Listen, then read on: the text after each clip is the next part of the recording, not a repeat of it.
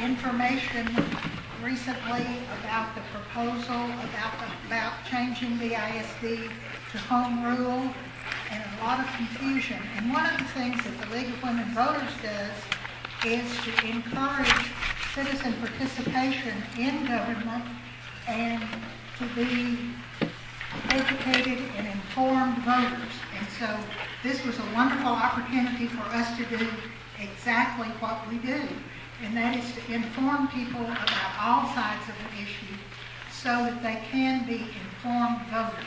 The League does not have a position on this issue, and we just want our members to be more informed, and we also want all the citizens to be more informed. So that's why we're having this forum, and we welcome all of you.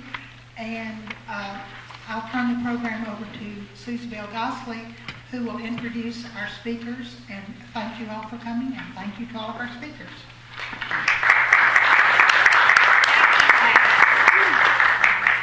I really want to say a special thank you to every one of you, because you're the ones that make democracy work. Informed citizens taking their time to come out to public meetings and really learn from our experts about what the proposal is and how it will affect our schools, our community, our students, etc. So I appreciate your coming, and I especially appreciate our presenters for coming tonight and being prepared to give the best show on earth. The goal of this meeting, as Pat said, is educational. And so that component is one of the core values of our league. And we are located all over the country in many different cities, and everyone is invited to join the League of Women Voters. Even if you just want to do voter registrations, you don't join the league, we would love to have you. So this meeting is not hosted or endorsed by the School for the Talented and Gifted, or Dallas ISD. The TAG PTSA has not taken a position on these issues.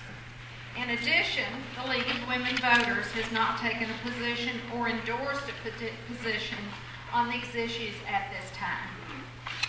I would like to also point out that in order for you to be an effective voter, you have to be registered, and you may need an address change or a name change, something like that. So please, I think Pat picked up my voter registration card, but they're on the table outside. Pick up the white card, and you can make any changes so that your name on your voter registration card matches your identification card. Now, I'd like to thank our videographer and our timekeepers and all the league members and planning committee who have helped make this possible. But most of all, I'd like to thank Mr. Mackey and Ms. Bell for their wonderful support and energy to make all of this happen on a very short notice. I would like to ask you to all turn your electronic equipment off. I think I need to go do that myself. So now, I invite you all to become scientists who gather information before making a decision about what you think regarding the future of DSD, our students, teacher, and community. Take in the information to help you form your opinion.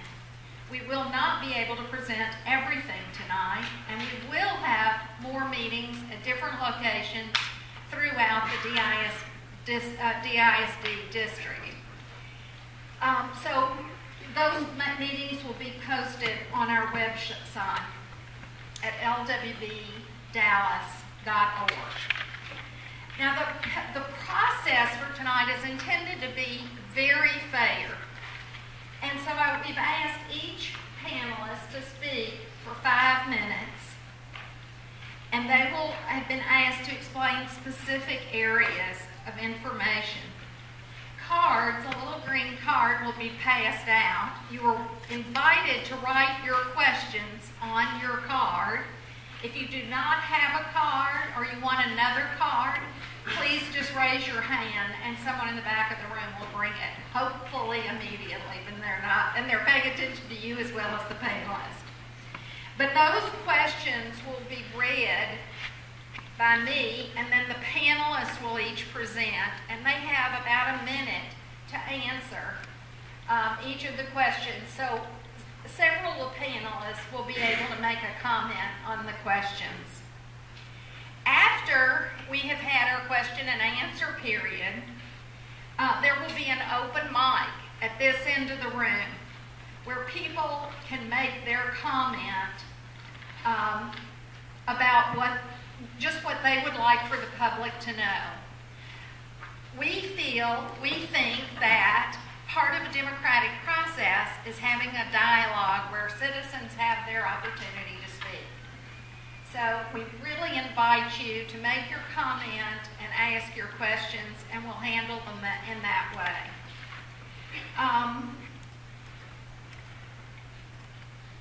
Our plan is that we will have meetings in May that are somewhat structured like this in different parts of town.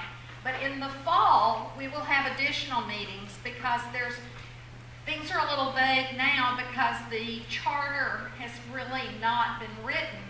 And in the fall, there will be a whole new set of questions that will need to be answered. So now, I would like to call on our first speaker, Senator Royce West. There's information in the program, but I would like to give a little more information. Senator West is State Senator of District 23 here in Dallas County, and he has served in that capacity since November of 1992. He has represented this senatorial district in many state legislatures and probably has a few wounds to show for it. Texas Monthly Magazine recently named Senator West as one of the 25 most powerful people in Texas politics. So please welcome Senator West.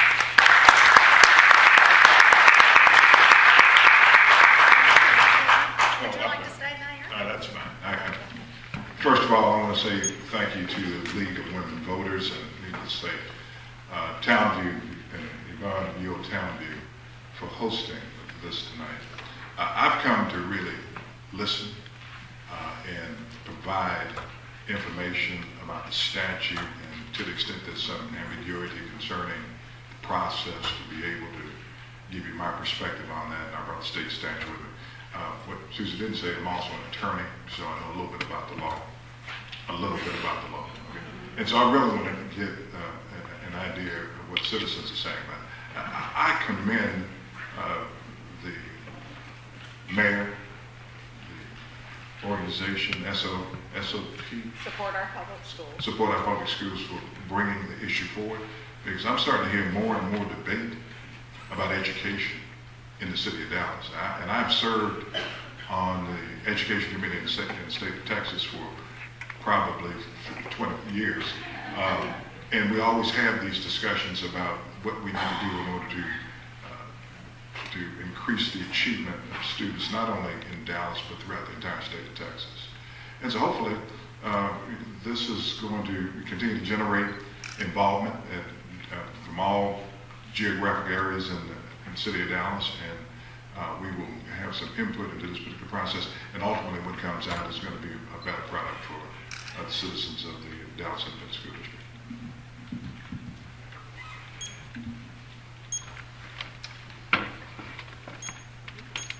And now I would like to call, forgot my microphone. You see, I don't use this at home. I would like to introduce Martha Parks, who has volunteered to present the information from Dallas Independent School District. Stand up here so I can shuffle my papers. As Susie Bell said, my role in this meeting is to present the information that DISD has supplied, after which I will revert to my former role as question card gatherer. You should know that there are 3 DISD experts on the panel without me being up there, and they can certainly answer any questions. Just a few statistics to start with. DISD current student population is now 159,713.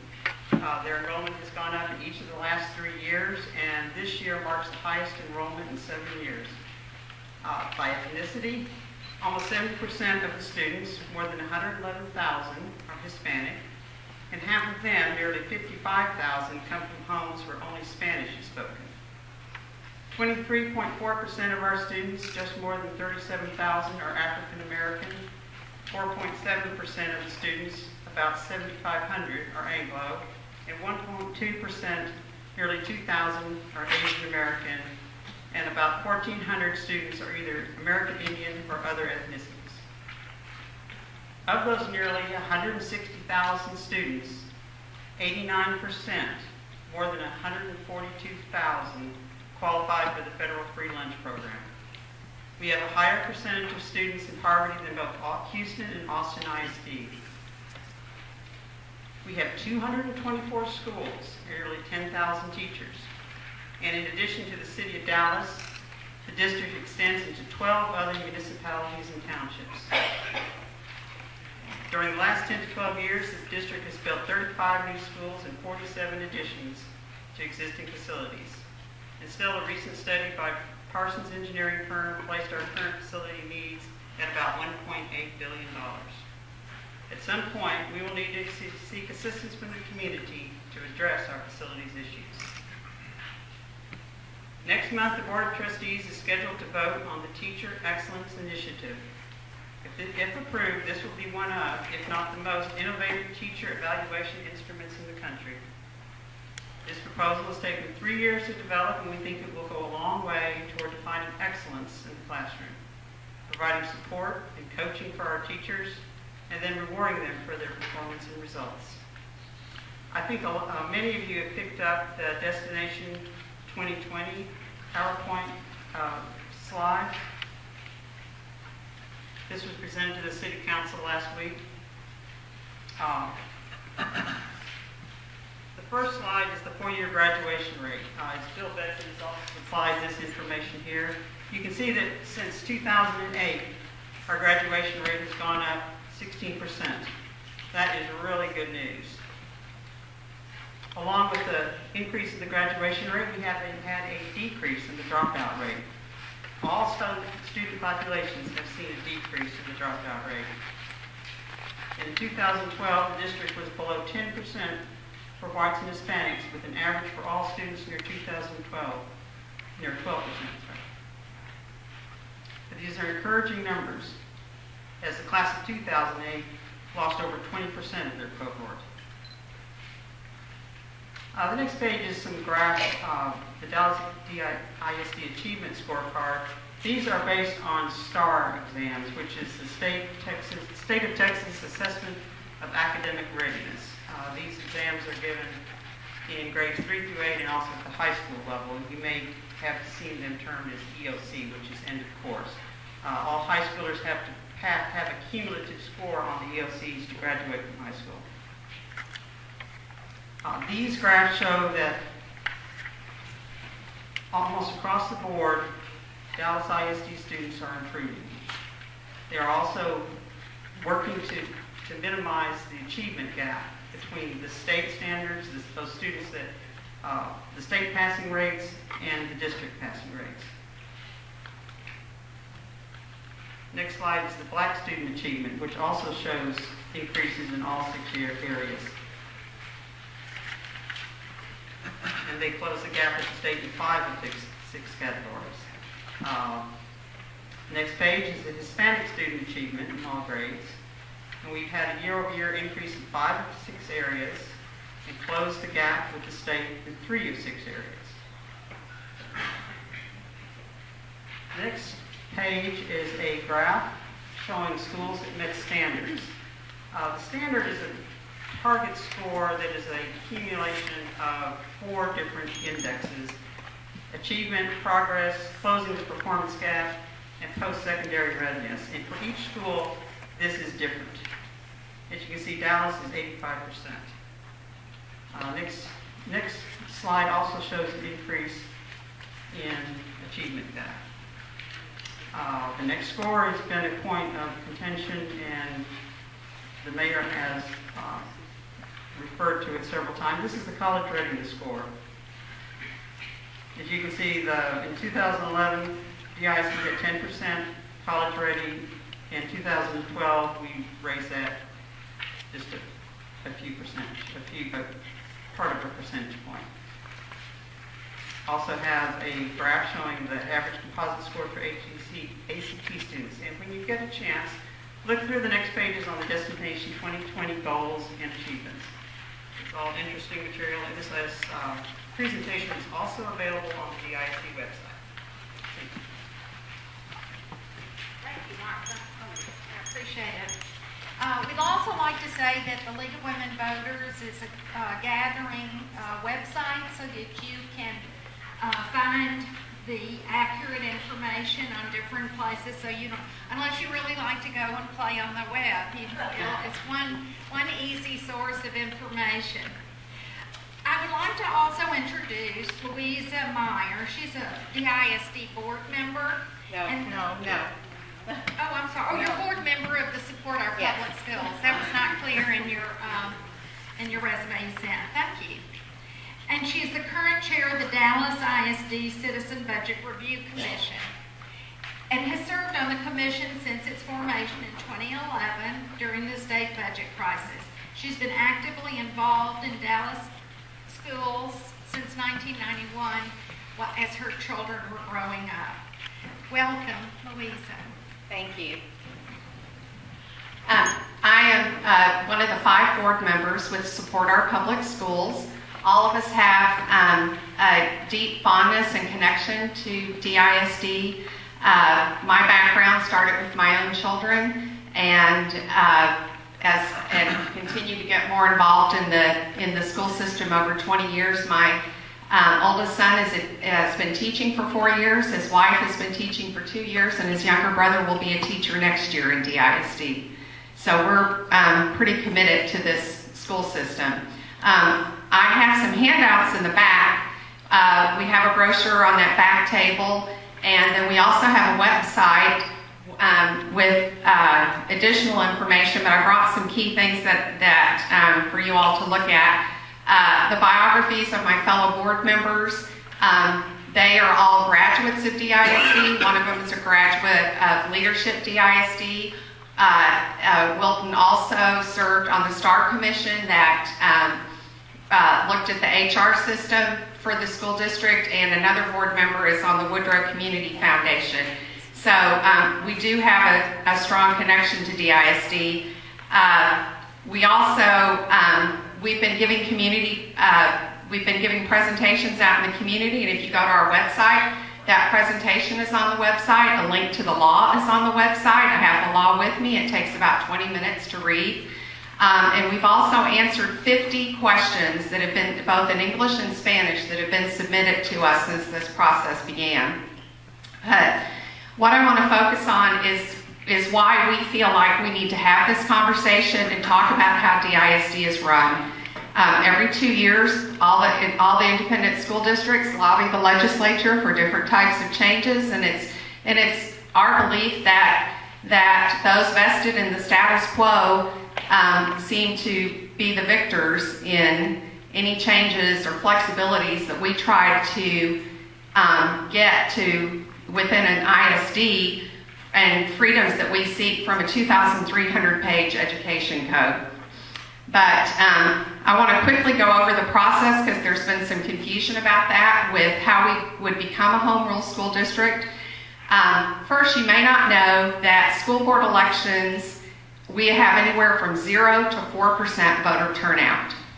But the threshold to become a home rule school district starts with a 5% requirement of getting petition signatures. So we're already making a step forward in terms of participation. But then the school board is compelled to form a 15-member commission. That commission has to have eight parents, 4 teachers, and 3 at large, and must represent the demographics of the school district. So that is an improvement over the existing school board, but don't be confused, the commission is temporary. They look at this. They look at the way the governance and the freedoms, the flexibilities that are available under home rule, and decide what they may or may not want to include in a commission. But then whatever they come up with must be approved by the Texas Education Commissioner, and then must be approved by the voters, and it must be in an election with 25% voter turnout. So to summarize, what we're looking for overall, as explained in our editorial last week, is that we have simple goals to achieve under home rule in the short term, and that is participation, accountability, flexibility, and unity. And by participation, I've just explained that. We need to get more people involved in the electoral process. And one of our recommendations, but again, it's up to the commission, is to move elections to November of even years so that and have 4-year terms for trustees, which is what happens in Houston and Cypress Fairbanks, but to increase participation. Then hold the board accountable, set some sort of measurement for their accountability, similar to what the superintendent's held accountable to and our teachers. And if that accountability measure is not met, then call for new elections. Let's tell the public things aren't working, the goals aren't being met, and the electorate may decide to re-elect them, but at least we will have had the conversation. Flexibility, we're looking to have shift the school calendar so that we start school 15 days ahead and finish 15 days earlier, so that because there are schools that have more days of instruction ahead of the same test we all have to take. But my time's up. The last thing is just that I'm glad that we're all here together because the conversation needs to be had. Thank you. Thank you very much, Louisa. And now I would like to introduce our fourth speaker, Dr. Kyle Renard, who is a board-certified pediatrician and past president and current board member of the Dallas Friends of Public Education. She graduated summa cum laude from SMU in Dallas, did her medical training at Southwestern Medical School, and completed her pediatric training at Children's Medical Center in Dallas. Dr. Renard ran for the DISD School Board, District 1 in 2009. She now serves on the Dallas County School Board for Precinct 2. She has also served as the PTSA president at TAG for 2 years on several committees and has many awards for her work. Thank you, Kyle. I'm going to be up here too, so I can shuffle papers. I really appreciate everyone who came out tonight, and I just want to give a shout out to the TAG family and the fantastic talent show that y'all just had. I was here, and it was fabulous, and kudos to all those who put that on. And anyway, my role here is to talk about DISD in its current form and what it can do without changing to home rule school district. I believe it is vitally important that the people have a voice in the process of education of their children and in the use of their taxpayer money through the voice of their elected representatives. DISD has a large number of what is termed at-risk children. The definition of an at-risk student is a student who, by virtue of their circumstances, is statistically more likely than others to fail academically. It's not that they're not smart, it's not that they can't achieve, it's that by virtue of their circumstances, they are pulled out as being at risk. We have a very high population of these children in DISD. As a pediatrician, I know that the literature says that the biggest factor that we can provide as a school district to help the at-risk students succeed is stability. Many of our children live in tremendously chaotic environments, and the school needs to be a safe haven for them, physically and emotionally, developmentally. They need to know their teachers. The teachers need to have the time to get to know them and their families. Constant turnover is a disaster for children at risk, and I think we're seeing some of the problems from that in the district.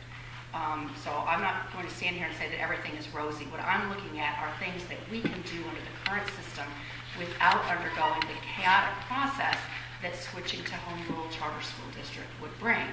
Not only would, once this process is triggered by having a commission who will write the charter, and then you will have an election to say whether the charter is up or down, the chaos and the instability, the uncertainty that results from not knowing if that is going to go through or not, the teachers who don't know, will I have a job or not, administrators who may be reluctant to move to this neighborhood and to take a job in DISD because they don't know if suddenly it will be a new entity and they'll be out of a job. Not many people are going to want to move their children and their families to live here and to work here as school administrators if they don't have some consistency with their job and some guarantee that they'll continue to be employed.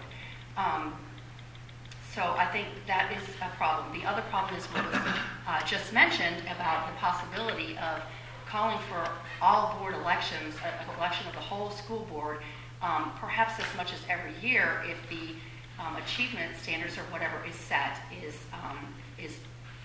not met. And as a former school board candidate, I know it costs about $300,000 just to run the election for 3 school board candidates each year. So you're talking almost $1 million to run an election every single year. That to me is money out of the classroom. And it's the instability. As a new board member for Dallas County Schools, I'm almost coming up on my 1-year anniversary. I got a little anniversary card from Dallas County Schools, or from TASB, congratulating me. And I can tell you it's taken me about this long to really get grounded and understand what that organization is about, how things go, how things work, how to put things forward, how to work with the other board members and those kinds of things. If we have the board turning over almost every year or less than every 3 years, which it is now, our board members are really going to be hamstrung. They're really not going to know how to best serve our families and their representatives because they're never going to get time to get their feet wet. So that is a concern as well. The things that we can do right now with the system as it currently is, we have a lot of flexibility. We can have smaller class sizes with experienced teachers. There's a new article out which came out in February 2014, which discusses the strong evidence that class size matters. It's based on great research. A quote from Professor Schenzbach or something like that. Anyway, she's from Northwestern University, and one of her quotes was, "Smaller class sizes are particularly effective in raising achievement levels of low-income and minority children." That is mostly what we have in DISD. And it's important that we not just do smaller class sizes. We need to do smaller class sizes with experienced teachers. That research is out there also. If you put them with new teachers, it's really not that effective. You have to have both sides going. We also have lots of initiatives that can be done with local initiatives right here. For example, Woodrow Wilson, several years ago, decided as a community, as parents, as taxpayers, that they wanted to start an IB program. They lobbied the trustee board, and they got that done, and they're expanding it now. So we can have a lot of innovation. There are other examples as well, and I see that I am out of time, and I can't even mention my last things, but perhaps with the questioning we can get some of that. My main statement is that we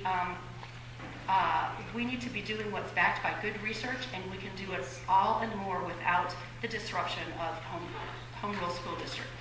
1,030 school districts in the state of Texas are doing just fine without home rule school district.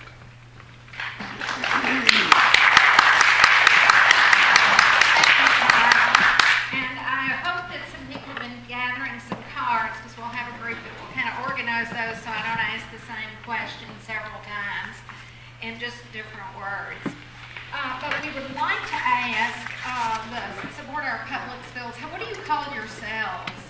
How do you don't say the whole thing every time. We've come used to being called SOPS. SOPS, okay, good. Well, I'm going to use that if that's okay. So I was wondering if you might start out with talking about the timeline that you see you have to get these signatures and what follows after the signatures, more specifically on exact dates for this to be on the ballot in November. Well, when we get the signatures, the school board has 30 days to select a commission. And then the commission has 100 days to come up with a charter. But if the commission chose to work more quickly, then I don't have the precise date, but they would have to be finished in time to place it on the November ballot sometime in August. And that's why Support Our Public Schools felt like initially we wanted to start the conversation and have people talk about what they wanted, but we felt like we needed to give some direction in terms of things that could be done in the short term, which I listed off and that were described in the editorial, but there are about 13 optional things. Some don't make sense to me personally at all, but there are about 13 things that a home rule school district could do, but they require more study. And so if we become a home rule school district in November, then the process going forward would be that any additional changes to be made would be made through the amendment process and must go back to the voters. Would any of the other panelists, please? Now, let me ask you something. Is it, they have to have it, once the school district appoints the commission, they have up to a year, is that correct? Yes. You said something about 40 days a second ago. I thought you said 40 days. All right, okay, you said 100 days, but they have up to a year. Sorry, I misspoke. Okay, so they have up to a year. And so, this is the other part of that. Let's say that a charter commission comes up with a charter, and the citizens come up to 5%, and then you have a vote, and it's voted in. And the majority of the citizens in the school district decide to vote it in. Then the law also provides that if you have 5% that want to then turn around and rescind it. That's right. Right? So we could have this chaotic, we could have it going back and forth. So theoretically, if you have 5%, you get the 25,000 votes, and then you have a commission. 25,000 signatures. Signatures. And then you have a vote, and then the majority says that they want to do it. Then you still have to go through the justice. Well, Secretary of State has to also look at it to make a determination as to whether or not there's a governance change. Absolutely. And then the issue there is that you may have to go through the Justice Department. That's it. And then if you go to the Justice Department, right now at least, there's some issue as to whether or not pre-clearance is still in effect given the latest Supreme Court ruling. And so you have that issue that you still have to go through. And then once that takes place, and assuming all of it's clear, then it comes back to the Secretary, comes back to the Commissioner of Education to make a determination as to whether or not the charter fully complies with the laws of the state of Texas. And then there's a vote. Right. It's on the handout. I only brought a few of these, but it's on the website also. Okay, and again, it's on the website. All of us, we can look at it. And I want to say something. How many talented and gifted parents do we have there as part of the TTA? Congratulations. Okay, again, the #1 school in the entire United States based on U.S. News and World Report.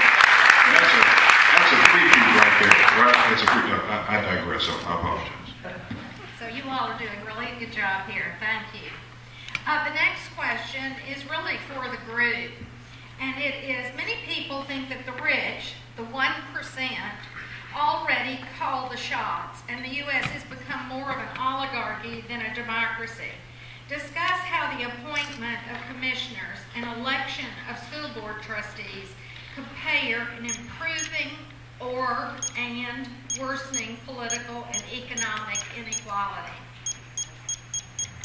Well, I think I answered it in my opening remarks. The commission requires that the law requires that the commission represent the demography of the school district. And so I mentioned that the requirements are 8 parents, 4 teachers, and then 3 at large, and there could be some overlap, but it also has to represent the ethnic and geographic diversity of the school district. I do have a comment on that. With the commission, which is exactly as Louisa has described, it is also, as she said earlier, it's temporary. The commission is solely responsible for writing the charter. Once the charter goes into effect, what's within the charter will spell out the governance issues. So it's really, and one thing that's also important to note is that the writing by law, the writing of the charter is done by the commission, who is appointed by the Board of Trustees. So anything that's talked about right now, legally, no one can be held to it, because they are not the people who are necessarily going to be on the commission.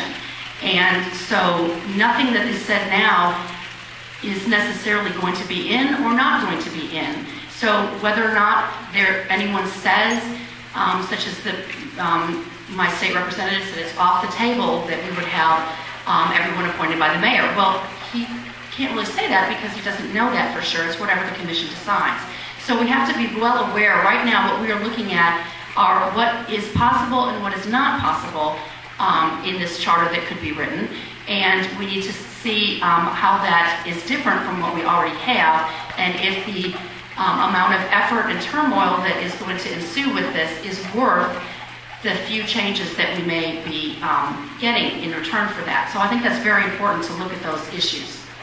And that's why the League of Women Voters will be having additional meetings after that charter is written. It seems as if we're having a little emergency, but until they tell us we have to leave, we'll just keep on going. Our next question is the same question that basically after the charter is written, and how will we ensure that the appointment of commissioners or the election of school board members would improve?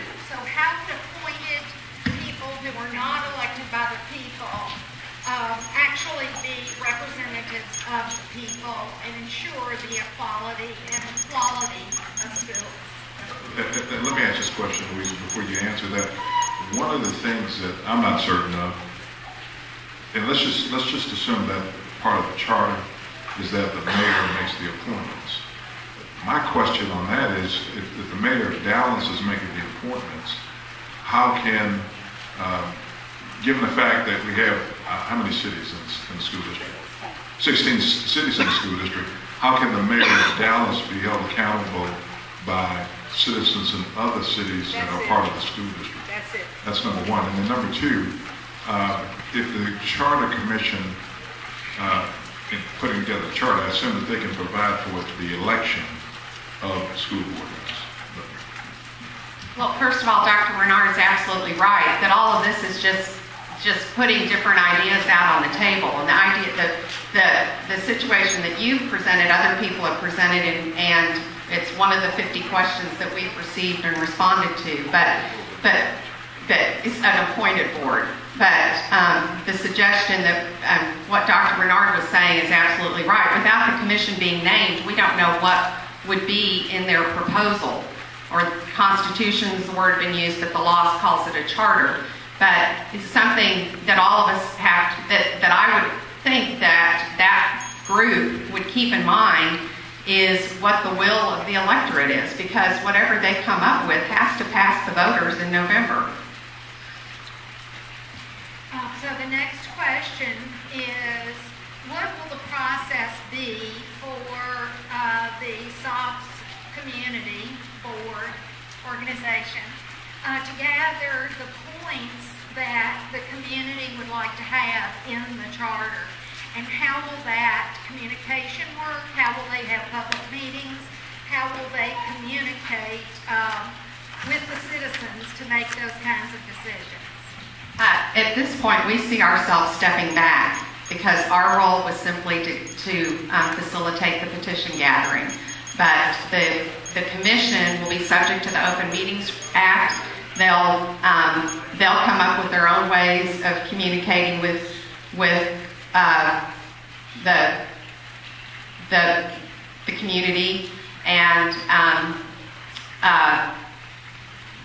but we see ourselves as stepping back once the petitions are presented and the commission is formed. And so the commissioners would be right. I had one other thought. The commission will elect a chair, and they'll go from there. Thank you. Yeah, so let me say this: if the law is not real clear, All right, you have the commission. Who staffs the commission, and where do they? The law is not clear as it relates to who would end up staffing the commission, and where will they get the resources in order to make certain that they, gather support. Well, the current school board selects the commission. Right. I forgot to mention that we have a legal interpretation that the 4 teachers would be selected by the District Advisory Council, which is an existing council within the school district. That would not be in the law. The law just says the classroom teachers, but we sought interpretation of that. And that would be, so those people would, the 4 teachers would be selected by this advisory council that already exists within the school district. So then the remaining 11 would be selected by the board of trustees. And so the school district would be responsible for staffing the commission? Yes. You mean providing support? Support, Yes. yes. And I'm sorry to interrupt. And Senator West, please correct me if I'm incorrect on the legal interpretation of this, but the law is quite vague. And this commission has, from what I can read, and I'm not a lawyer, and I'll admit that my specialty is medicine, so, but unfortunately sometimes we have a lot to do with law too. From what I can tell, there is nothing, yes, they are under Open Meetings Act, but there's no guarantee that there's nothing that requires them to get public input. There's nothing that, the public input is from having an elected trustee appoint them. And they are not under any obligation, is that correct, to seek public input, to ask their districts or wherever they represent what they would like in the charter. So it really will be dependent on these 15 people to create a charter that will run 157,000 students and, of varied backgrounds, of varied needs, and lots of different moving pieces. And so that is another concern about the stability of this, that we, as I said, we have 1,032 school districts currently operating very well under the current Texas law. And yes, they only meet every 2 years, but they run everything in Texas. And that's why we have the city council, why we have the board of trustees to do the day-to-day operations of the city. Most people don't seem to mind that it's only every 2 years. What concerns me, and people just need to make sure they understand the process, under section 12.030, rescission of a charter, the governing body of the district shall order an election on the question of rescinding a home rule school district charter if the governing body receives a petition requesting a rescission election signed by at least 5% of the registered voters of the district or 2/3 of the total membership of the governing body adopts a resolution. And so the same process to get a charter can turn around and be used to seek rescission of the charter. And so that we need to make certain that people understand that and appreciate that, because if people on the losing side of this, let's assume that a charter commission and voters decide to vote a charter in, people on the losing side would only have to get 5% in order to force the same process for rescission. To reiterate, the commission would presumably want to put something together that they feel like would be appealing to the voters. And one suggestion through our frequently asked questions is the commission could decide to put an expiration in where it has to be renewed. So the law says that it puts a provision in for rescinding it, but the commission could decide we only want to try this for so many years and then seek reapproval. Thank you very much. There is one further question. This is a concluding question in this area about the commission. Where will the 15-member appointed commission get whatever number it is? I may not be correct on that. But where will the members of the commission get the knowledge, the training, and have the guaranteed experience to be able to make these kinds of judgments that would be better than the existing government system? Well, first of all, they would not replace the existing government system. They are in place to set the charter, but in terms of their expertise that they bring to the table, that's up to the board who appoints them.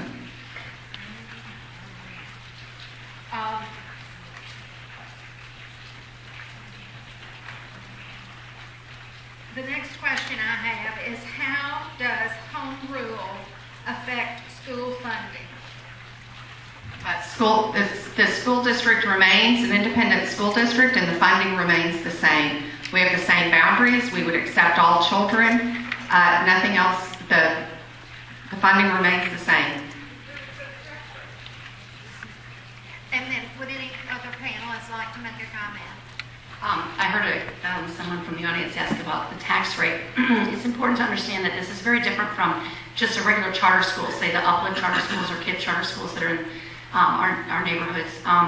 This home rule charter school district is different in that this entity, whatever the commission comes up with that will now run our school district, will own all of the property, they will own all of the real estate. This question, Elizabeth Jones on the Board of Trustees asked the DISD lawyers about this.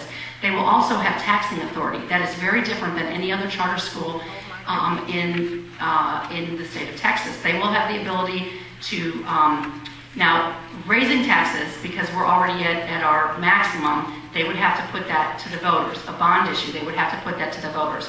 But just as the Board of Trustees currently has the ability to take away the homestead exemption, this governing body would also have that ability.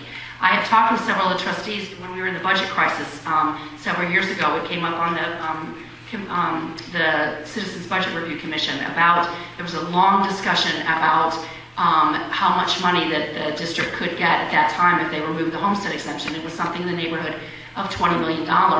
And they were seriously considering that. However, when you talk to the trustees about it, they said, are you kidding me? I have to stand for election next year. I am not going to take away the homestead exemption. So people who are elected are very cognizant of the will of the people on that issue. People who are appointed, perhaps they might not be as concerned, but you have to be aware that this is a very different kind of charter school district in that they have that ability. Everything transfers to them, everything. Okay, may I ask the next question? I need to rebut that, please. Okay. Page 1 of the law says, does not affect the district boundaries or taxes or bonds. Thank you. Either way we go on this issue, the question is, will the district remain public with public funding? Yes. And given that 1.8 billion capital needs are in the community, in the district, are there any changes to the bond election and issuance process? It's a little different than what we were talking about earlier. With respect to bonds, again, page 1 of the law says that the bonds remain in place. But a question has come through with the 50 questions that we've asked. Why don't you break up the school district? You've got the people who want White Rock ISD and so on. But the process, besides being very emotionally and burdensome and all the things that you think about in dividing a school district or one section seceding and dividing up property and attendance zones and everything else, the big hurdle would be that the bonds that have been issued already for past construction, all of those bonds are in the name of Dallas ISD, and so that's a huge hurdle for anyone who wants to subdivide the school district. But maybe the senator can explain that more thoroughly. I agree with you wholeheartedly. Would the home rule Susie, hang on just a second. Just in that vein, and not to belabor the point, but I do believe our taxes are an important issue. The answer that I was told is not what I was told. This about the taxes, the homestead exemption, all that is based on information from not only the Citizens Budget Review Commission, but also the hearing that was done for the Board of Trustees by the Dallas ISD legal team. And that was their answer, that all of that would be property of the new governing body, and that they could remove the homestead. That is not raising tax. From what was said at the Citizens Budget Review Commission, it's not. They could. That's right, and that's absolutely true. And we know why they don't do that is because they have to answer to us, the people. So that is a concern. Thank you. Well, and let's make sure that it's real clear. Okay. What the law says, and listen to this, the adoption of a home rule school district charter by a school district does not affect the district boundaries or taxes or bonds of the district authorized before the effective date of the charter. Before the effective date of the charter, okay? That's what it says. So I mean, it can be changed. It doesn't affect what goes on before the authorization of the charter. Okay, so as it relates to taxes and bonds, yes. But all that's hypothetical in terms of if the commission chooses to come up with, proposes a new governance structure and then how that governance structure would operate. Well, what would end up happening is that anything that occurs subsequent to the approval of the charter would be done in the name of the, let's just say the name of it, it's the Dallas Independent School District Home Rule Charter District, would be done in the name of that particular that entity, that legal entity that would be authorized. Right, and so anything subsequent to that would obviously still be in the name of the Dallas Independent School District. Thank you. The next question is would the Home Rule Charter District provide bilingual education and special ed for students? Again, it's on page 1. All requirements of federal law and applicable court orders related to special education and bilingual programs must be in place. And as long as we're on, would you like me to list the things that cannot be touched? Okay. The audience line. Okay, so that is one of the next questions here. Is what specific changes in Dallas schools would SOPS like to see that cannot be accomplished with the current governance or the organizational structure? In the simplest form, as we explain in our editorial, is that we would like to see the elections moved to November of even years, so that we would have increased participation in the selection of our trustees, and then hold them accountable. I'd like to respond to what Dr. Renard said, that would be very disruptive, because then we'd be electing trustees every year. I'd like to assume that this new process would cause them to focus on student achievement instead of focusing on adult issues and contracts and being concerned about running for re-election we always have, in the current system, we always have 3 trustees who are up for election, and I think that motivates the way they operate in terms of being geographically focused instead of focused on the entire school district. And the proposal for accountability is to think about the student achievement for the entire school district. The question is, what happens if the child's performance remains low and the dropout rate remains high under the new proposal of a home rule district? Well, I think it's one of those things that would be incorporated if the commission decided to come up with a performance measure for the school board. If. The teacher Susan, I don't want this to be just a grilling of Louisa. We need to give her a little break here. One of the other things about that, of having the trustees, Dr. Lou Blackburn, who's a current trustee, actually wrote a very good article with his concerns about making the trustees responsible for student achievement, because that's actually, right now, the way the board is set up is the school board is responsible for governance. They have 3 very specific things. They hire and fire the superintendent. They're responsible for the financial audit of the district, and they're responsible for governance and hiring the auditor.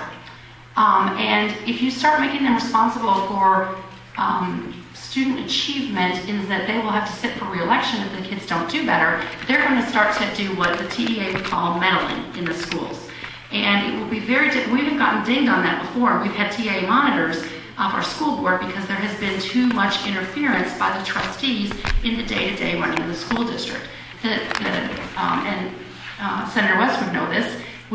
They're for governance. That's why they hire the superintendent. That's why they have the administrations, because those are the educational experts who are supposed to be running our school district. And so and actually in some ways it's very good that we have 3 of them up for election every year thinking about election, because then they're thinking of the voice of the people and how they need to remember that we're the ones that give them their jobs. And so it's very good, not for all the board all at once, but for a number of them, so they can keep their eyes focused on what the community thinks is important. Thank you. My understanding, Senator, is that a board is a governing board and takes care of contracts, ensures that the organization is financially stable and there are adequate funds and those types of things. And structurally, the job description of the superintendent of schools is managing the procedures to reach achievement levels, graduation rates, and everything. Would you like to comment on that, please? I think it's real clear in the election code. I hadn't looked at it in a while, but the superintendent is the educational leader of the school district. And that has been interpreted to basically say that the school board is supposed to govern. They're not supposed to micromanage. They're supposed to hire and fire the superintendent if the superintendent's not doing what he or she needs to do. And that the superintendent is responsible for putting together the staff to implement the programs that have been federally and also mandated by state statute and also by the school board. That's the separation of the powers. Any other comments? That's what we're trying to get away from, is the micromanaging. And if you attend a school board meeting, they question the most small. The school board, the Dallas ISD budget annually is $1.3 billion. If you add in the bond construction, it's $2.6 billion. But if you attend a school board meeting, you will see a lot of questioning of the decision making of the people who are the educators, who are responsible for moving the district forward. And I've seen them questioned over very minor details of things that, so in my mind, Support Our Public Schools wants to see the elevation of the governance structure to allow the administrators and the educators to do the educating and to help facilitate that. And a general theme of this law is people have said, well, why don't you give Miles more time? I think this initiative is independent of who the superintendent is.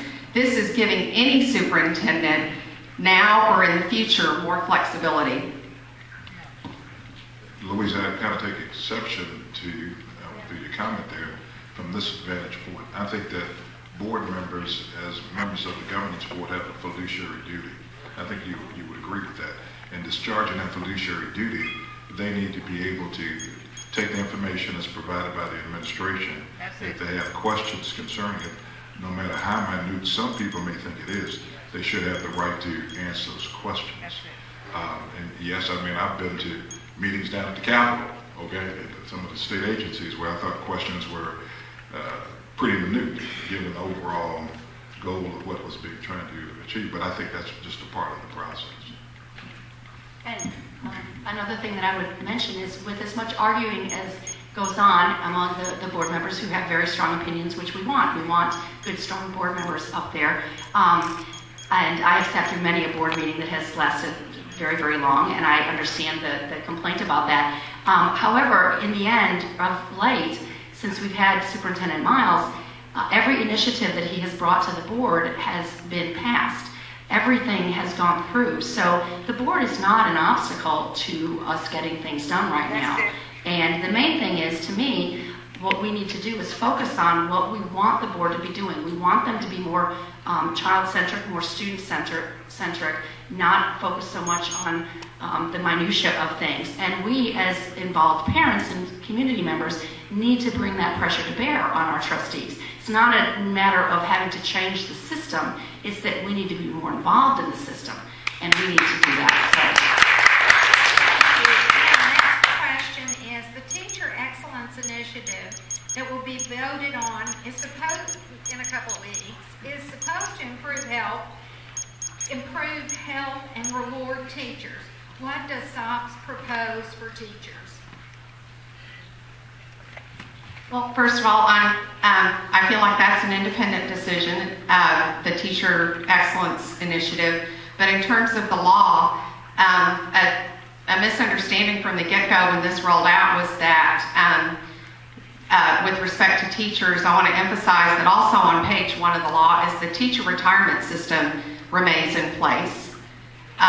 There are other issues with respect to teachers that are provided for in the flexibility of the law, but remember also that the commission is required to have 4 teachers on that commission. So I feel like the teacher's voice will be heard. Will African American and Hispanic studies? Susie Bell, you're going to. I want to keep the pace going. I know you're trying to get all the questions in, but in that, the one thing about the Home Rule Charter School District is they do not have to follow Chapter 21, which is the whole law regarding teacher rights, teachers' rights to grievance processes, minimum teacher salaries, teacher work days, the need for a duty-free lunch, the requirement to give teachers planning and preparation time. So yes, they're still able to be a member of TRS, the Teacher Retirement System, but we don't want them going there too early. We'd like them to stay and continue to teach our students. As I said, one of the main things we need for our students at risk are the stability of teachers, experienced teachers who are there for many years, who get to know the families, get to know the students. And if we establish policies that are not teacher-friendly, we will guarantee chasing off our best teachers and even chasing off the ones that do come, stay for a while, they can't do it for very long. So that's a concern. I have to rebut that because it's one of the teacher contracts is that's one of 13 things that are possible within this law. I said I didn't agree with everything in the law, but it's up to the commission with 4 teachers on it to determine what would be included, and then it's up to the voters to determine whether they accept that or not. And in our editorial, we felt like that was something that, considering, to segue back to the Teacher Excellence Initiative, that there's not a need to go there. But Thank you. I see under home rule there's no requirement for a teacher state minimum salary. And I'm going to add this to the question because I'm not clear about it myself, and continued teacher education. So how difficult is it to fill teaching positions now, and has the effect of not having a state minimum salary been evaluated? It's a little difficult. that's something that the commission will have to pursue. But is there a guarantee that there would be a minimum for salaries? Because if the commission chooses to do so, but again, you've got 4 teachers on the commission and you've got an electorate to answer to. I think common sense would say that we would want salaries that are attractive to teachers. So you have 4 teachers, and you have how many people from the community that are interested? Possibly 100% of the commission must be a resident of Dallas Independent School District, 8 parents, 4 teachers, 3 at large, but there could be overlap. And they must match the ethnic and geographic diversity of the school district. Well, the question to me is guaranteeing that teacher salaries would not be cut, and that there would be continued training for teachers. You can go to our frequently asked questions. The subject of training has been addressed, but it's my understanding of the law, and I could be wrong, is that it puts boundaries around the amount of training. It limits the amount of training, the number of days of professional development, and I would think that we would want to have as much flexibility as possible to provide as much training as possible. The next question is, will African American and Hispanic studies be part of the curriculum under home rule?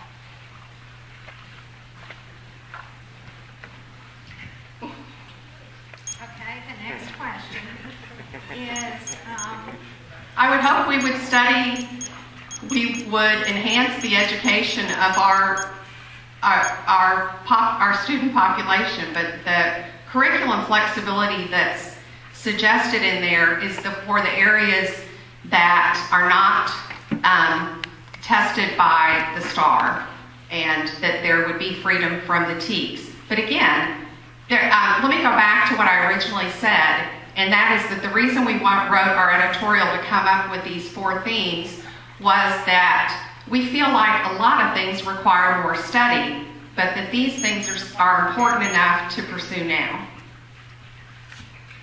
Am I correct in understanding, Senator West, that under home rule district you don't have to follow a lot of the laws that have been approved through many years at the legislature? What is the correct wording of that? Well, I mean, there's certain quote unquote flexibility that you have when you have a charter. So the answer to the question is yes. There are certain laws that you would not have to follow. I mean, and I think, let's see, I have a list of those someplace here. And I do too. The next question is, if the problem with education lies outside the classroom, how will any of this make any difference? All right. I want to address something that Dr. Renard alluded to earlier, and that is the large percentage of our student body that are economically disadvantaged. I feel like people use that as a reason for us not setting expectations as high as we can for those kids. We've made significant gains in graduation rates and significant gains in graduation rates, but the thing that troubles me the most is that we are flat on college readiness. And when this first rolled out, one of the responses I got from someone was, well, when 17% of your kids are affluent, then you're doing pretty well. I don't find that acceptable. I think every child should be expected to achieve college readiness or be ready for the workforce. College isn't for everyone, but I think to accept that we have been flat for all these years on college readiness is not something to be happy about. Thank you. Susan, let me answer you. I gave you kind of a vague answer in terms of what a home rule school district is subject to. It's subject to many of the same requirements that we have in the Texas Education Code, plus the federal requirements. And they're not, the exemptions are as follows. There's no requirement for teacher contracts. But that's all. But let me finish. Can I that's finish? not Can I finish? Yeah. Thank you. No requirements for teacher contracts and the termination hearing process. That's in Chapter 21. No requirement under the state minimum salary schedule. No 22-to-1 at a campus that is academically acceptable, and no Chapter 37 requirements. Chapter 37 deals with disciplinary alternative education programs, and that's just what the law is right now. That's all I'm stating. Thank you. But, Susie, could I also address... another topic. Oh, I'm going to go to another topic. Okay. I was going to address college readiness, but that's... Well, we may do that in a minute. I'm going to try to go a little bit in some other directions. Senator West, what are the political prospects for the Texas legislature allowing the ISD's flexibility to start the school year earlier? You can. Well, here's the situation. Right now, I think there are several schools here at the Dallas Independent School District that starts early, and it's on a voluntary basis. That is correct. Well, the only schools that start earlier are charter schools. Thank you. Please let me finish. At least according to the superintendent, the academic leader of the district, in my conversation with him last week, as we were talking about public schools, as I was going to an education meeting, there are some schools that start early and stay longer, but it's on a volunteer basis, it's not on a mandatory basis. I know that there is a program in Houston Independent School District, I think it's the Apollo program or something like that, where they sought and received legislative clearance to start schools early in some instances down there. So there is in fact a predicate or a precedent for it, and if we thought it appropriate, we should be able to get your legislative delegation to get it passed just as Houston passed it. I'm sorry, I misunderstood. The superintendent was responding to you with respect to the start of the school day, and the Imagine 2020 schools that are a similar concept to the Apollo situation. They have a longer school day, but the start of the school year is the legislature limits for independent school districts. They cannot start before the fourth Monday in August. However, the charter schools can start 3 weeks earlier. So to me, with respect to simple change that would give us a lot of flexibility, is allow the ISDs to have 15 more days of instruction for a test that is the same day as the charter schools. I do have another comment on this. We could get almost 6 weeks of extra instruction if we took away all of the benchmark testing and the extra testing that's currently being done in DISD. No other school district does all that extra testing. They just do the state tests and maybe a few benchmark testing. We could get that time without changing the start of the school year. But we have not chosen to do that. And that would be another thing that the parents could lobby our board members and say, we do not want this excessive testing of our children. It is not good for them. It's not helping them. We would rather have instruction rather than extra test days. So that is something that we could already do. And the other thing that was mentioned way before was was moving the election date. And that actually, we could have done that in up to December of 2012. There was a board discussion about it at the time, whether they wanted to take advantage of the state legislatures from time to time offer that to the school districts to allow flexibility, and they allowed it, and the school board decided not to do it for various reasons. There's a long discussion about it that's still in the archives. And so this is something that comes up, and if we really want to move the school board elections to November, it's perfectly permissible for us to lobby our legislatures again and ask for another chance. Thank you. Senator West, there are several questions about the statute.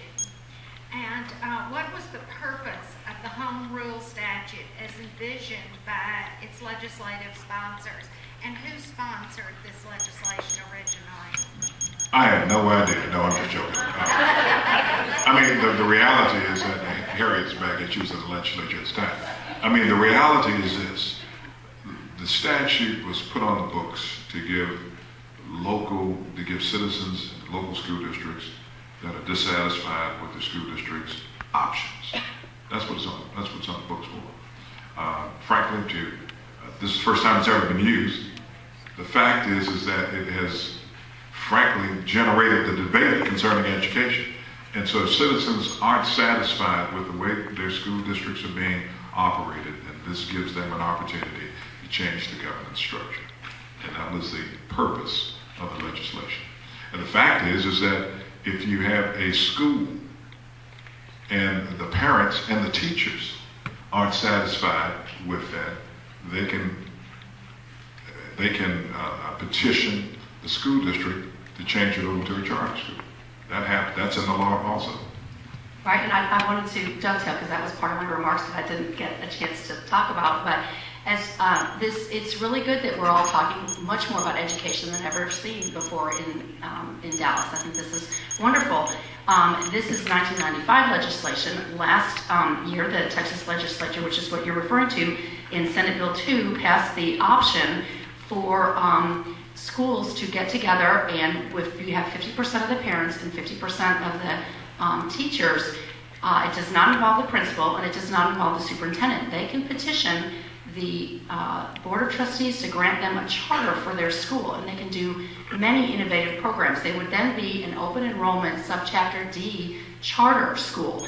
They would not, however, have taxing authority.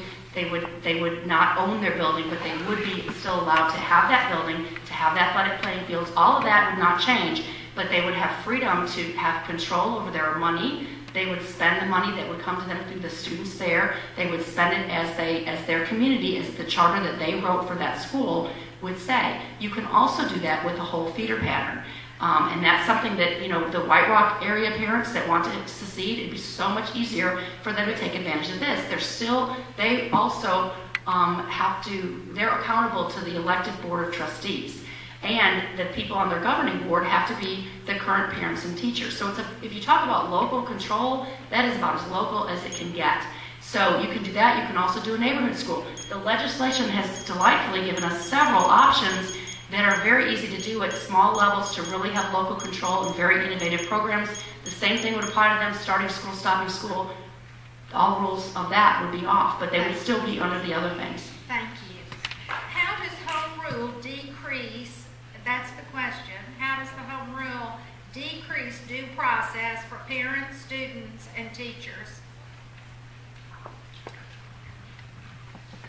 I don't think it does, and it goes back to the basic question that all of these possibilities for flexibility would be up to the commission. But with respect to due process for teachers, again, 4 teachers are going to be on the commission. When you say that there are 4 teachers, how many other people are there? They can easily be outvoted. Well, it goes back to there are a lot of hurdles to become a home rule school district. Number 1 is get the petitions. Number 2 is the commission comes up with a document that then must be approved by, as the senator said, the state education commissioner and the Department of Justice, and then it goes to the voters. Thank you. Rumor has it that the charter has already been written or is being written by a group. It's been stated in the press. Is that true? Yeah, let me say this. Let's quit talking about the boogeyman. I mean, the reality is, what other country would have this particular process?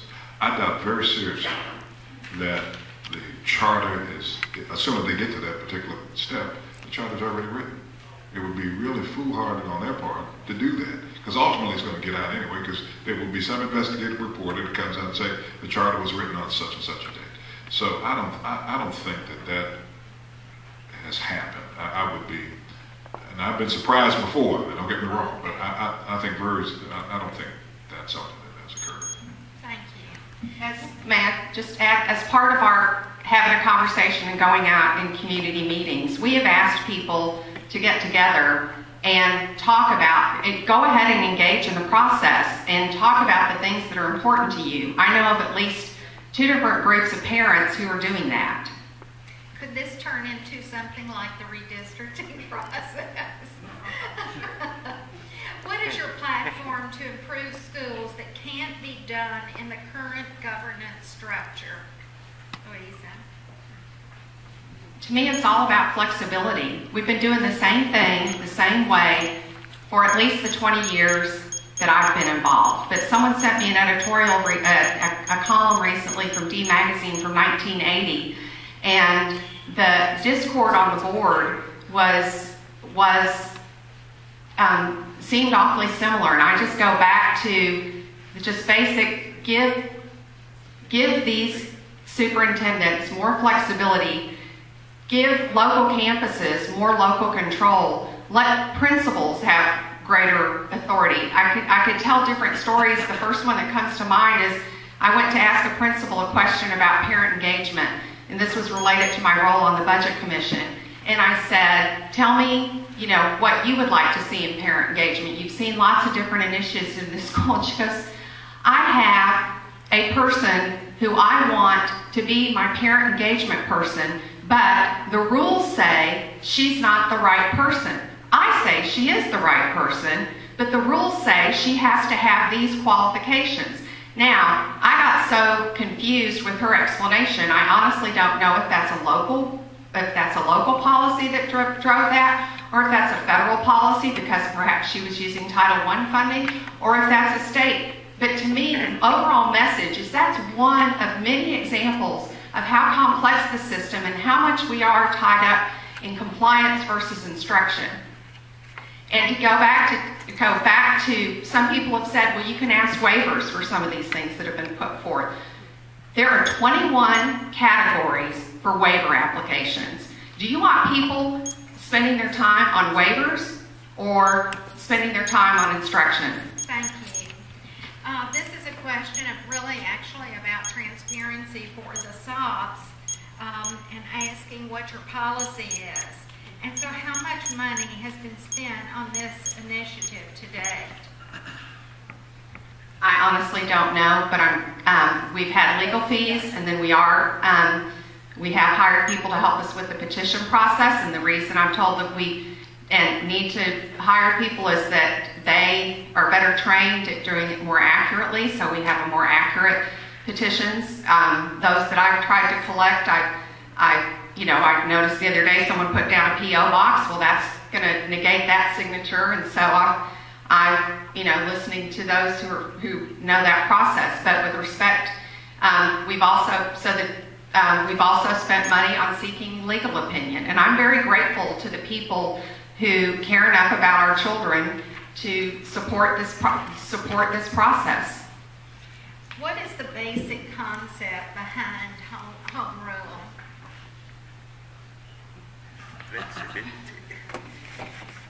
I feel like in the wisdom of the people who wrote the law in 1995.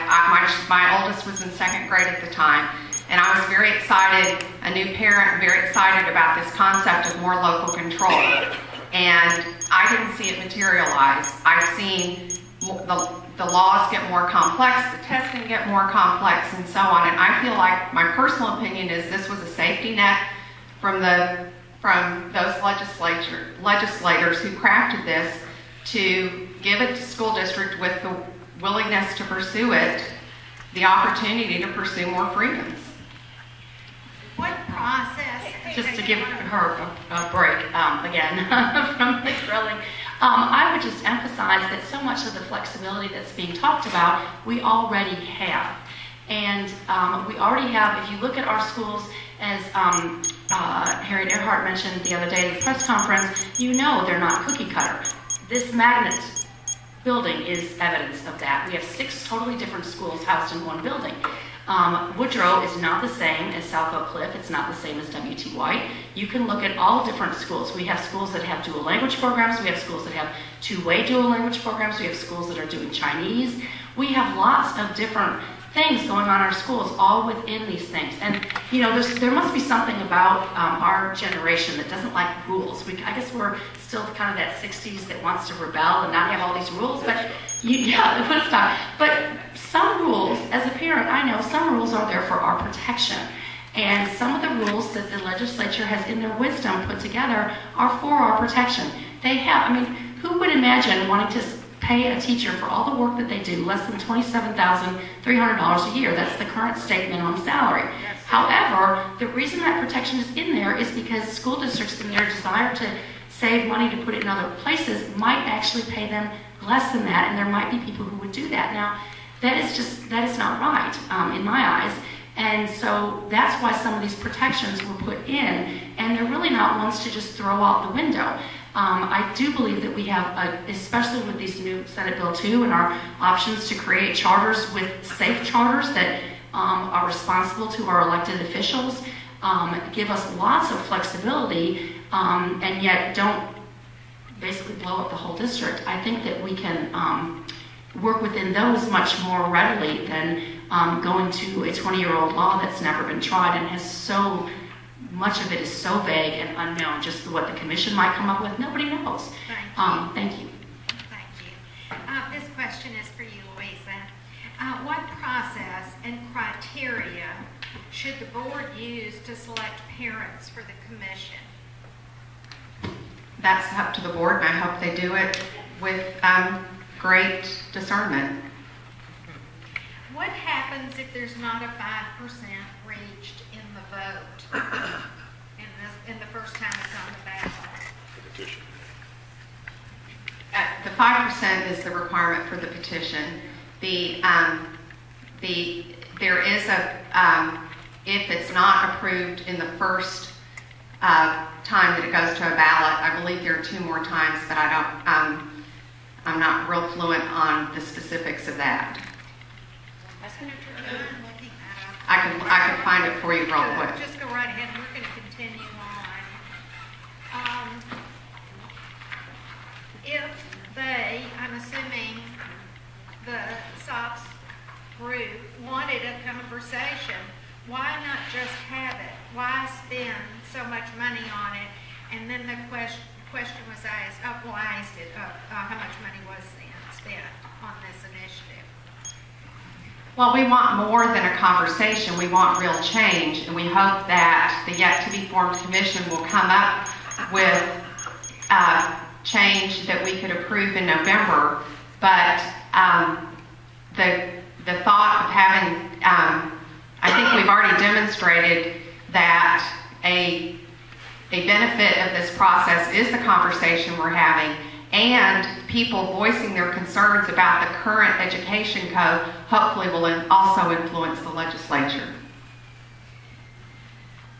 What specific ideas does SOPS propose will achieve academic changes and improvements for students? I think I've answered that, haven't I? Okay. The next one, is there a way to sign up against the SOPS as there is to sign up for it? A website to say we object, for example. Does anyone know? There's an affidavit that can be signed to remove their name. Okay, we'll put that on the website, and then you will have that information. Well, but it's an affidavit that Excuse has to me. be notarized. Write your question. Yeah, write your question, and we'll have it all on the website. It's information, it wasn't a question. I know, I'm sorry. I'm just trying not to get out of hand. Thank you. Has there been any consideration given to not presenting the petition signatures to the Board of Trustees? Has there been any? We intend to present the petitions to the board. Okay. I'm going to let the senator answer the question about the process of going back to the electorate, but I wanted to make sure one thing was mentioned is that when the commission comes up with the charter, it's required by law that at least 3 copies of the proposed charter be available at the office of each campus. As it relates to the vote, if the required number of voters did not vote in the election, the Board of Trustees should order an election on the issue to be held on the first uniform election date that occurs at least 45 days after the date the election is ordered, and on which one or more elections are held. In terms of the number of elections that can be held, there is no minimum number. They can keep on calling elections until they have discretion in terms of the number of elections they can call. And here's the language right here. If the required number of voters prescribed by Section A or B do not vote at the election ordered as required by Section C, the Board of Trustees may continue to order elections on the issue in accordance with C until the number of required minimum voters the turnout is achieved. Thank you. This question is for everyone. Please answer. What are the solutions for preventing minorities from going from kindergarten to the prison pipeline? How would you change that process? How much time do we have? I mean, this is something that I've been working on for a long time. When you begin to look at the schools that consistently viewed as at the bottom, most of them are minority schools. The reality is that I think that decisions have been made outside of the minority community that affects the minority community, and that we're not using the resources within the community in order to affect the change. What do I mean by that? I get tired of people standing outside yelling and screaming and saying that you're not listening to us.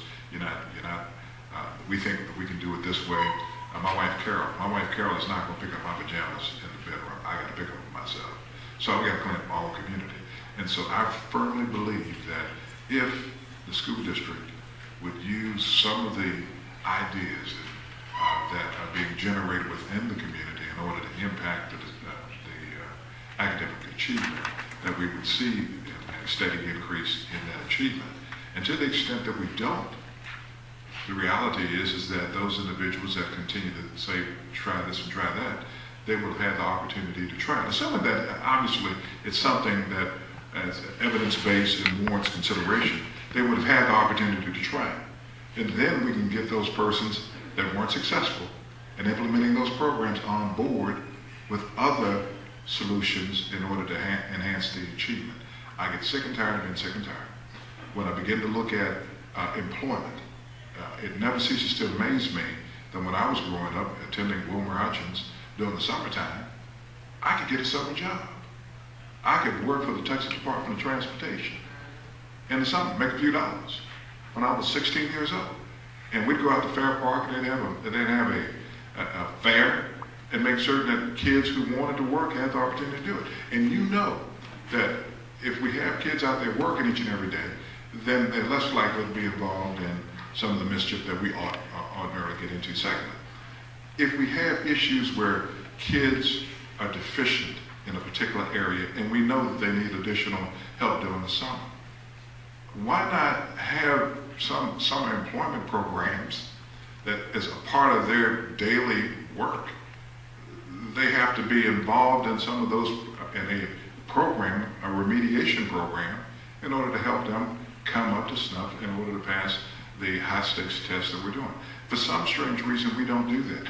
And one other thing, when we start talking about bringing people back into the Dallas Independent School District, why don't we try to figure out whether there's some tax incentives as relates to establishing endowment funds where kids that are in the Dallas Independent School District would be able to get some sort of stipend once they graduate from the Dallas Independent School District.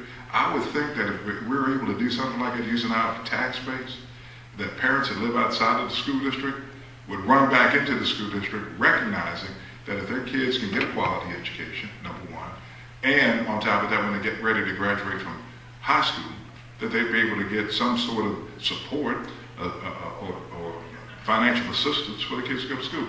We're not using a lot of innovative ideas in the district in order to stop that from daycare to prison pipeline. Thank you. I did give you a little more time. I appreciate that. I think he said it very well, and would just also add that with respect to home rule, there is a provision to have a longer school year, but the people support our public schools. We believe that that falls into the category of requiring longer study and more research, but it is a provision of home rule. Thank you. Well, as a pediatrician and all the training in child development, I can tell you that there's no silver bullet. There's nothing that's going to work for every single child. You, as parents, know that children are totally different from the day they come out from their siblings, and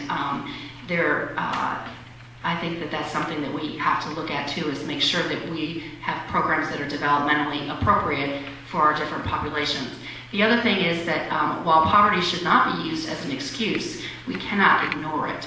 It is a reality and it has to be worked with. Just the same as when I see a patient, if they are of a certain race, for example, African American, and they have an issue, I have to think about sickle cell because that is connected with the African American population. If I try to ignore that, I may misdiagnose that child and I may miss a very serious diagnosis. So there are times when you have to be informed by the circumstances and allow that to inform you. And I think until we deal with the poverty that these children are in, the chaotic environments that some of them live in, and try to provide them the stability, we're not going to get anywhere.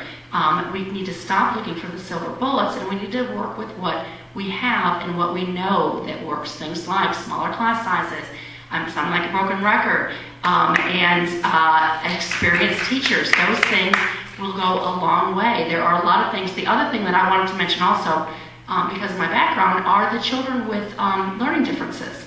A number of our children, the percentage of children who have learning differences really goes up in a poverty population. It's due to a number of factors, poor prenatal health care, lots of other issues that are of no fault of the child, or sometimes of the parents as well. That's not their fault.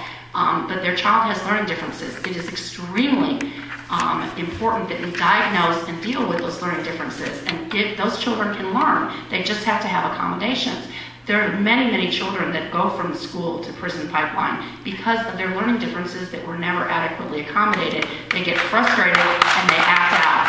So that is something that as a district, we have all the flexibility in the world to deal with that. We have special funds for that. So we really should be addressing that as a district. It's a very important issue. Can I say one more thing? Sure. When President Bush was governor of the state of Texas, what he said is that he wanted to make certain that every child was able to read by the 3rd grade. And my first inclination was, I'm going to fight it. I'm going to fight it tooth and nail. And then I began to look at the research. And the research was real clear that if you have a child that can't read by the 3rd grade, then you're going to have a problem. Okay, and those kids are going to end up going to prison, dropping out, et cetera, et cetera. And so when I began to just kind of look at the research and I worked with him to try to make certain we had reading academies, and when we had those reading academies, extra money coming from the state, we saw an increase in the reading scores for those kids. Thank you. These go back to some of the questions about SOPS. How were the board members chosen for SOPS? And then, is the board being paid for their work?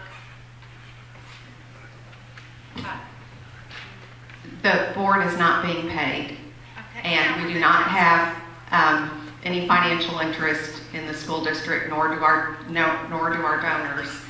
And we're a group of people who have wanted change for a long time, and the synergy surrounded that. I can't tell you how my fellow board members were selected, but I was asked if I wanted to be part of the process because people knew I had been seeking change for a long time. Thank you. By whom? In the interest of giving the public a voice, we have an open mic, and if anyone would just like to make a statement for about 30 seconds, you're welcome to do so, and please use that mic.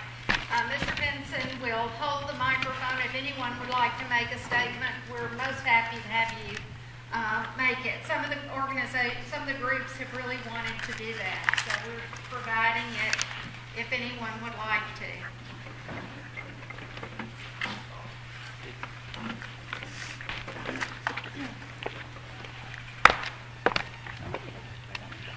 Fine, whatever. Wendy Wallace, Dallas Branch NAACP President. I just want to say the actual name itself was very endearing, but it's very deceptive. And being deceptive, you've gotten a lot of people to sign a petition without being aware that they are not supporting Dallas Independent School District, but they're supporting a charter takeover. And I resent that. With that part of the resentment, what we have is an affidavit. If you know anyone that has signed that petition under deceptive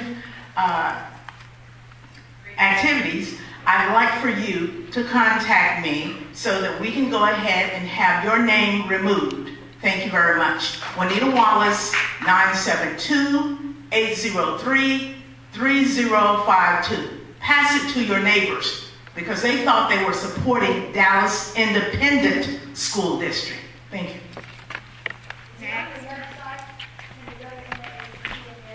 We'll have more information on the website.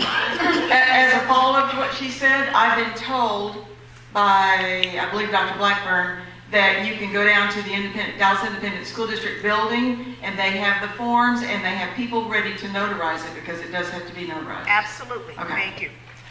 My name is Kathy Kaufman. I've been a parent of DISD students for over 35 years. I've spent a lot of time in schools all over this district and working with different issues and different problems within the school district. This is absolutely the worst thing we could ever do, is to do this SOPS issue for our schools and for our students. The mayor said publicly, it's been printed in the newspaper, that the charter has already started and is already being written. So when you come in here and you tell us, oh, it's just a blank page and we're going to start all over, there's not any way that I believe any of that. I also know that the mayor appointed 3 or 4 people to start a commission. The word on the street is that they are supposed to be the ones that are going to be part of this 15-member commission. So when all that information circulates out there, you can't expect us to come in here and say, trust us. I'm going to say, are you kidding? You haven't done anything yet to prove to me that you're trustworthy. This is a mess and it should not be done. Thank you. Diane Birdwell, on the board of directors for NEA Dallas, one of the teacher unions, and I'm proud to say union in Texas, a right-to-work state. I've taught in DISD for 14 years. I went to the North Dallas meeting where State Representative Villalba, totally unprepared for them, said, one, this is not a debate, and yet they keep saying they want to have a conversation. They keep organizing things either when we're tired at the end of the day, you know, late at night when we're about ready to test yet again, or they have it with the city council where during the day, during the week, when I'm teaching. So if they want a conversation about education, don't you think teachers ought to be involved in this?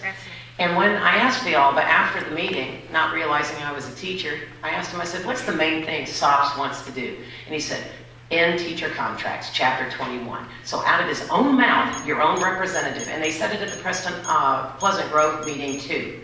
What they want to do is make me an at-will employee. That's fine. That means they can fire me and I won't have any recourse. Guess what? It also means I can walk out on your kid.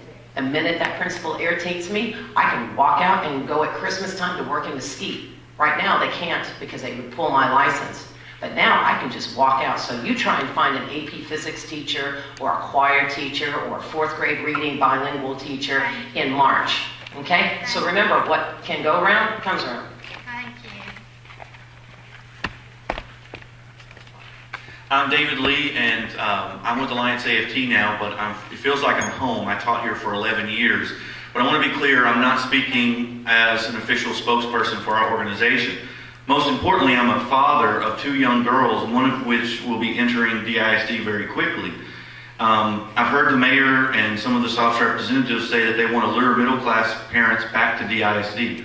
We are those parents. We're not rich, we work hard, we've been able to buy a home, and the things that I've heard from SOPS are not going to bring my family into DISD, they're going to drive us out. We don't want longer school days. We don't want a longer school year. We want less testing. We want all-day pre-K for all kids in Dallas, more art, more cultural activities. Let's work on those things. Let's stop talking about governance and start working on things that will really help children. Thank you. Thank you. And is there anyone else that would like to make a statement? I'll just make an announcement real quick. There was a question a while ago about a petition.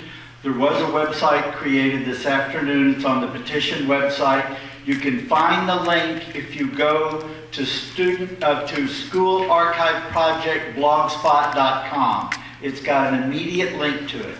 One word, School Archive Project, altogether, .blogspot.com, and then it's got a link to the petition website. And you can go ahead and sign there against home rule if you're against home rule. Thank you. Now, you wanted to make a comment? Yes, please. You please go right ahead.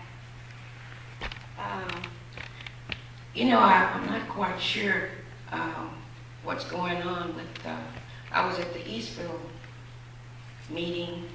It seemed like they started this with a divide and conquer atmosphere. If you really wanted to do something with school, you got to get to parents or grandparents like me, or people who are in children's lives. You got to get to those people. Those days where you come in, you bring a big guy, hedge fund manager from Houston, with lots of money, throwing money under the table, around the corner, having secret meetings, it doesn't fly anymore. Because we used to sit quietly, but we're not going to sit quietly anymore. We're going to ask for the mayor's resignation. We're just not going to sit around and look at people. Due process is all we have left. We don't have any money because you took my 401k in 2007. That was what I had set aside for my retirement. Thank you. But no, I'm not. Hold on. I'm just saying this. I'm tired of going to these meetings and we are only on square one. But they're having secret meetings daily. So it's no need of us going back to square one every time we have one of the meetings like we're having tonight. Now I spend another 2 hours, and I've been to 6 of these meetings. And please, let's try to let's get together and move this process along. This is not for Dallas. With a school like Townview, with 6 schools under it, being the best magnet, being the best school in the country, this is not for Dallas. Hi, very quickly, I'm Rena Honey. I'm president of Alliance AFT. I taught in the district for 26 years and graduated from Dallas schools. I just want to make it very clear, one of the things that goes along with Chapter 21 teachers is that they have to be certified.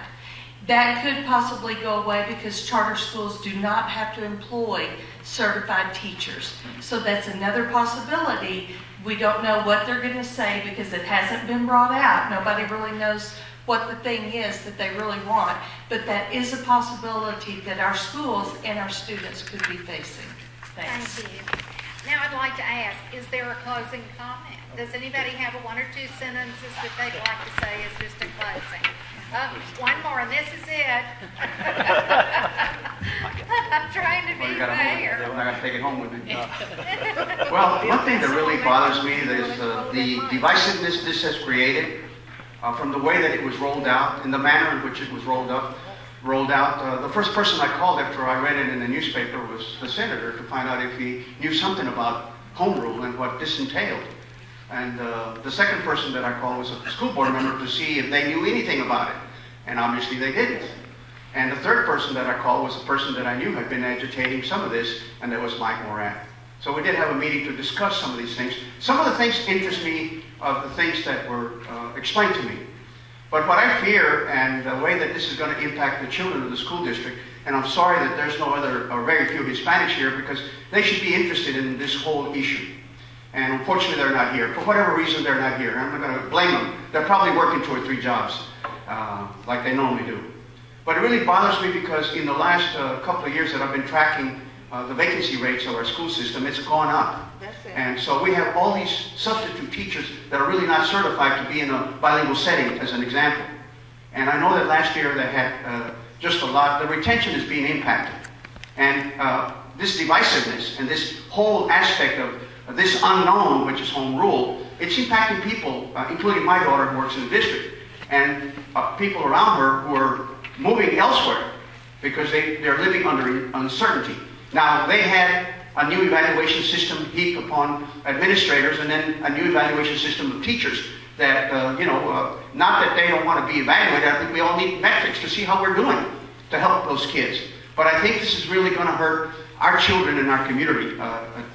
At the minimum, it's really going to impact in a very negative way. I say no to home rule at the point. Thank you. Now, if 1 or 2 sentences, do you have a closing comment? I would just like to thank everyone, especially those of you who have stayed this long to listen to all of us talk. I really appreciate it. And now you are some of the best educated citizens in Dallas. Please go out and share with people what you have learned. And again, as I said at the press conference, my wish is that this interest in the district and in the education of our children would continue, and that we wouldn't just be fighting against something, we would be fighting for something. We would be wanting to do the positive things that we know we can do for our children, and that we would take this energy and we would do that. Pressure our trustees and do what we can do. Thank you. I attended the joint meeting last week between the City Council and the DISD School Board, and I'd like to paraphrase what one of the council members said, and that was that through the initial process there was a lot of yelling and screaming, not much listening, and that it was Judge Von Seal Jones who said that she would like to base her decision on real information. And then the other thing that was said that I appreciated was Trustee Miguel Solis said that while he doesn't support home rule, he believes he knows the people who are involved who support our public schools, and he knows our hearts, and he knows that we care about children, and I greatly appreciated that. So I ask you to be open and listen and understand overall that the process has these safeguards. And I may not like what the charter comes up with, and I reserve the right to vote it up or down, but I'm glad we're having this conversation. Thank you. In closing, I'm glad we're having this conversation, and the League of Women Voters, as usual, puts it out in front of everyone to make certain that the people get the facts. We applaud you for putting it together, not only here, but for around the district. It is so important that after listening to what we've said, that you go out and make certain other people understand exactly what the issues are. The main thing is that we're now talking at a deeper level than I can remember in the past about educating our children and how we're going to educate them in the Dallas Independent School District. And for that, you ought to give yourself a hand for being here.